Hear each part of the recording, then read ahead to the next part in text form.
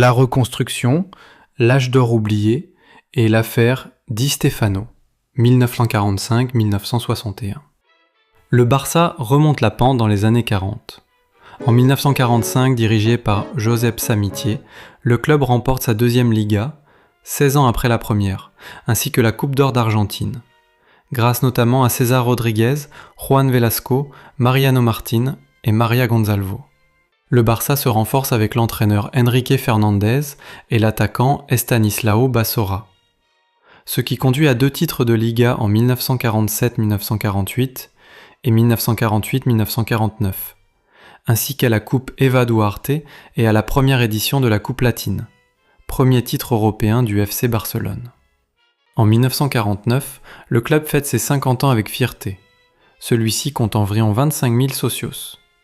Le Barça de las Cinco Copas, de 1950 à 1953, sous la direction de Ferdinand Daučić, réunit Laszlo Kubala, Tomás Hernández Burilo, Eduardo Monchón, Antoni Ramalet, Jordi Villasoler et César Rodriguez Alvarez.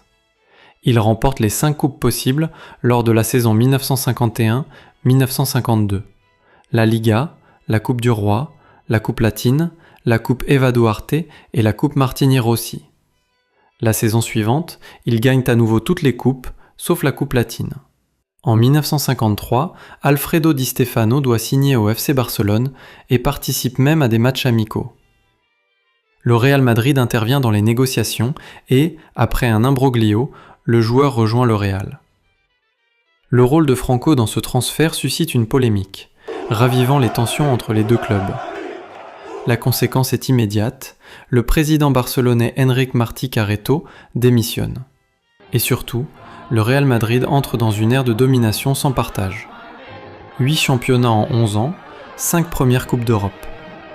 Le Barça, lui, entame une période d'instabilité. Il peut tout de même compter sur l'éclosion d'un joyau, Luis Suárez, futur Ballon d'Or en 1960.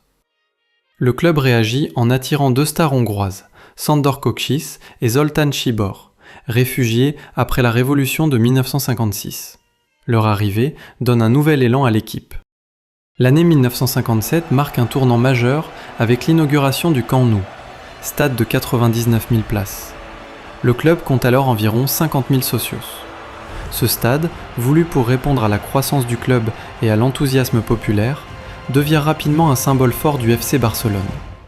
Sous la direction de l'entraîneur Helenio Herrera, le Barça connaît une période dorée, avec des joueurs comme Siegfried Krasi-Royo, Juan Segarra Iracheta, Fernando Olivella Pons, Eulogio Martínez Ramiro et Evaristo de Macedo. L'équipe brille sur la scène nationale et brise cette domination de madrilène, en remportant 2 Coupes du Roi en 1957 et 1959, 2 championnats en 1959 et 1960, et les 2 premières éditions de la Coupe des Villes de Foire en 1958 et 1960, l'ancêtre de la Ligue Europa.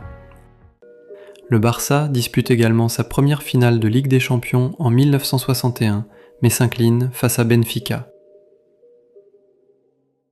Par la suite, le club entre dans une nouvelle période de disette sur la scène européenne et nationale.